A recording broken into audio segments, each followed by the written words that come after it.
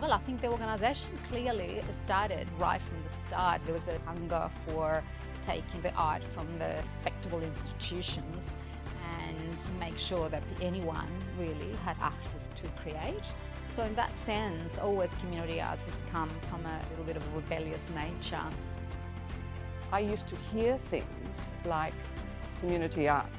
They're a bunch of face painters, and I'm thinking, it was quite offensive. Why can't they see all of this as a continuum, which is what I believe the arts has to be. You've got the community arts, you've got bridges all over the place, and then you've got different sides of the arts as well. That's what keeps CAN going, is the collection of these kind of souls coming together and really just wanting a better world. You realise this is actually a better world for all of us as human beings. Yeah, this is richness and abundance. Although CAN has been around for 40 years, I really think the best is yet to come.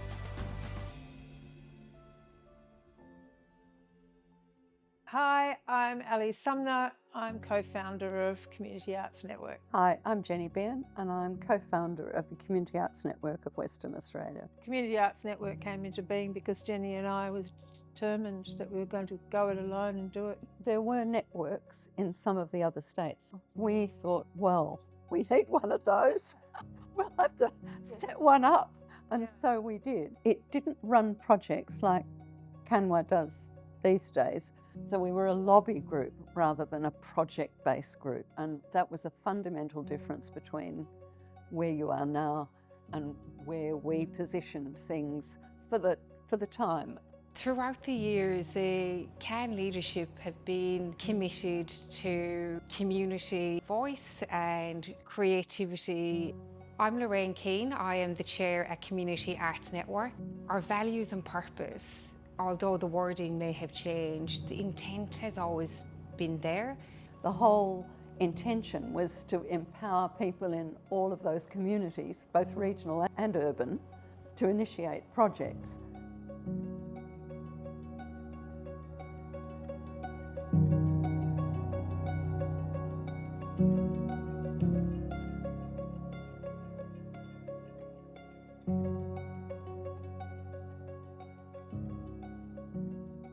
I'm Sandra Ann Krempel, and I was at CAN from 1996 to about 2003.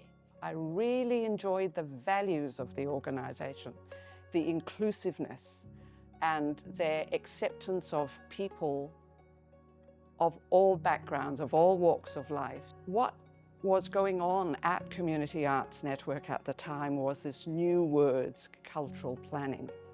And it was a global movement. So with that, I thought I had something that could involve different people, different players, different sectors, the wider world as well. Because I also believe that everybody is an artist. And that's something I appreciated with Community Arts Network. You could work with all people. You could bring out the artist in people.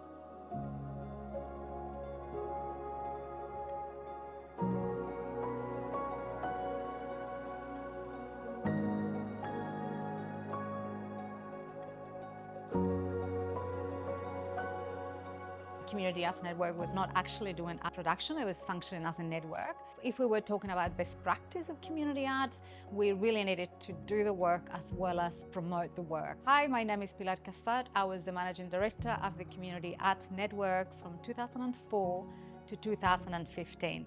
The community work that was produced was not seen as art, that the work in communities wasn't valued enough. So that was in what was happening across the country. A lot of the Community Arts Network were folding, and I went, no, we will not fold, because this work is so important and communities have to have a voice, and we're going to create the opportunities for them to do just that.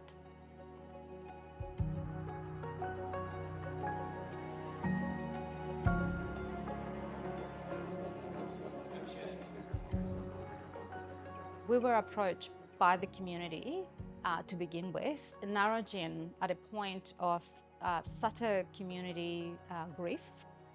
My name's Geraldine Hayden. In 2008, Narrogin had a terrible situation where 8 Noongar boys committed suicide, and nobody wanted to touch it. The government didn't know what to do. Government departments said they didn't know how to talk to Aboriginal people.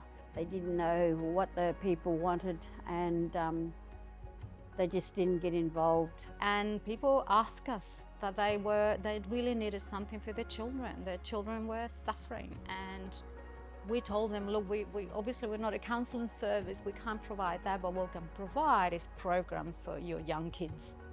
And we did. That's probably the most exciting and the most memorable time for me at CAN, when we actually did that project in Narrogin, because the whole community came. I saw a room full of people. I saw tears of joy, tears of happiness. I saw people come together. I saw people hugging each other. I saw kids hugging each other. To me, that tells me that the pain that was there was going, and that people can move on, kids can move on. I think that was the day that Ken didn't want to walk away from Narrogin, because more projects came after that. So a very important project that it followed was the Noongar Doll project, the Yarns of the Heart. That project really involved women and textiles, creating specific Noongar dolls that told stories about them, themselves, their community, their ancestors. And that, one of the most exciting things, of course, those dolls went to be part of a national textile exhibition that toured Australia for 3 years. I'm June Morehouse, I'm Monica Kane. and we were co-CEOs of Community Arts Network, CAN, from 2016. To 2022. I had made the decision along the way, after many experiences leading organisations, that I wasn't going to do it again, because frankly, running a small not-for-profit arts organisation is a killer. But the chance to do it with Mon got me back in there and kept me going.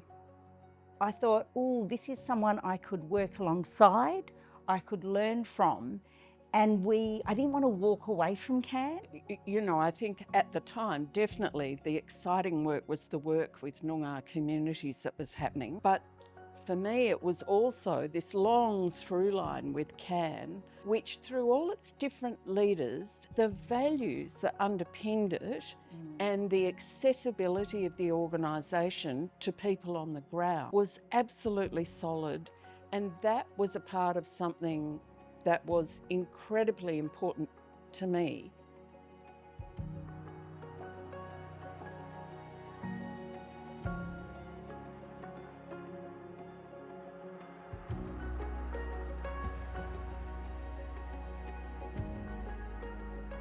That was the beginning of us thinking in terms of ongoing programs rather than ongoing geographical place, and moving those programs around to across Noongar country.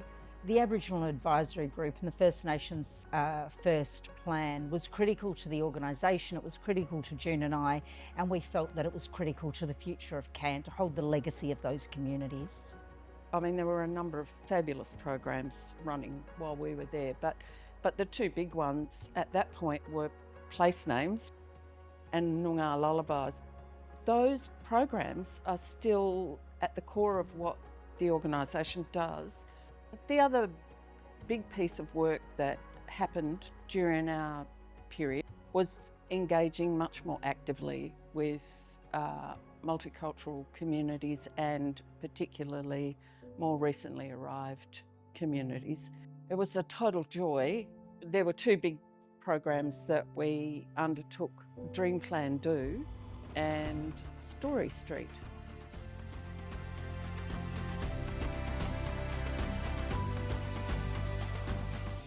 We both came from a background where you're interested in the empowerment of people and the facilitation of giving people the opportunity to express something collectively rather than individually. I see so many through lines. I think that organisation is so special. That the values hit home all the time with all the work they do. There are people who have built the organisation. You could go around to every community and name the people who have come on this journey with the team. So this is about enabling a platform for people to speak what they know best, and what they know best is their own stories. They don't need to ask permission. You know, you can like it or dislike it, but you're not going to contest that because this is my story. So creating inclusivity, diversity and understanding of each other, and using art as a tool for change to create social impact has been a thread that's been there for decades, for 40 years, and it really doesn't matter what leadership comes and goes, those threads remain in Can. It's not the CEOs that make the organisation. We all know that when you work in community. It is the community stories that you have the privilege to hold, to share, and the voices that you get to amplify. That is for all Australians. Where the world is at today, we need bridges, we need people coming together, we need the shared, love, humanity, art, the stories. Like, we have so much more in understanding each other to give and to grow from. You are invisible until your story is told.